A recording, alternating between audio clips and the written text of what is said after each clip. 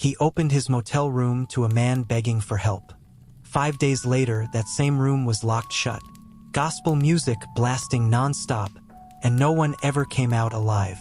Welcome to Purple Phantom Shorts, where we share soft-spoken stories of true crime and unsolved mysteries, and we let strange truths unfold at their own pace. If calm and curious stories feel like home to you, go ahead and tap like, subscribe, and stay close. We've got a lot more waiting in the quiet.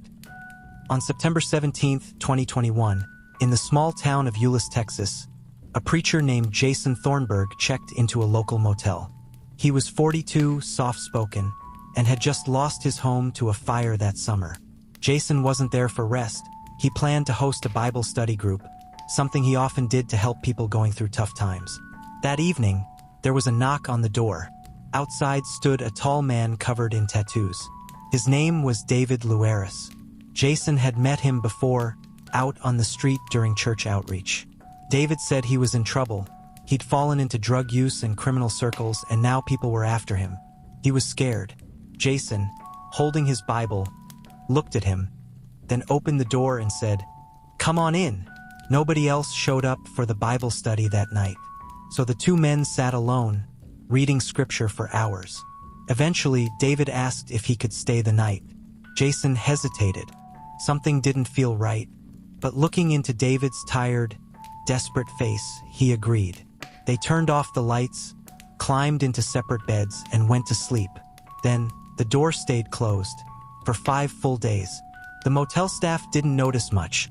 Just that gospel music kept playing from Jason's room. Loud, constant, day and night. Neighbors thought it was strange, but not strange enough to call anyone. During those 5 days, 2 women came into Jason's room. No one ever saw them leave. Then, on the morning of September 22nd, a single person walked out. They were wearing a full-body hazmat suit and carrying what looked like luggage. Quietly, they loaded up a vehicle and drove away. About 45 minutes later and 25 miles away, the Fort Worth Fire Department got a call. There was a dumpster fire blazing in a quiet neighborhood. Firefighters rushed to the scene. After putting out the flames, they looked inside. What they found was human remains, dismembered, burned, hidden in bins. Police started reviewing motel security footage. The person in the hazmat suit? It was Jason. They arrested him soon after. But what Jason told them next stunned everyone. He admitted that he had waited for David to fall asleep that first night. Then he got up, took a knife, and slit his throat. He believed it was a sacrifice to God. He cut out David's heart, and he said he ate it. Over the next few days, Jason lured 2 women into his motel room. They too were murdered, sacrificed, and after the killings, he kept playing gospel music to hide the sounds, and maybe something else.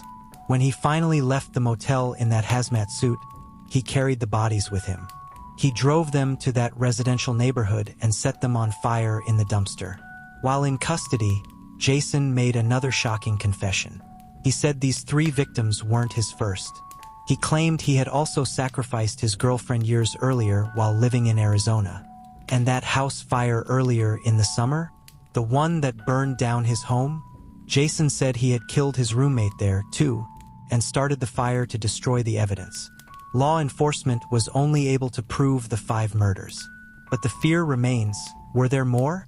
In 2024, Jason Thornburg was found guilty of capital murder. He was sentenced to death. Today, he waits on death row. Preacher, a Bible, a motel, 5 days of music, and a darkness no one saw coming. If the story left you still and speechless, you're not alone. Tap like if you feel the weight of it, and subscribe to Purple Phantom Shorts for more calm, true tales that linger long after the rain stops. Until next time, stay gentle, stay curious, and take care.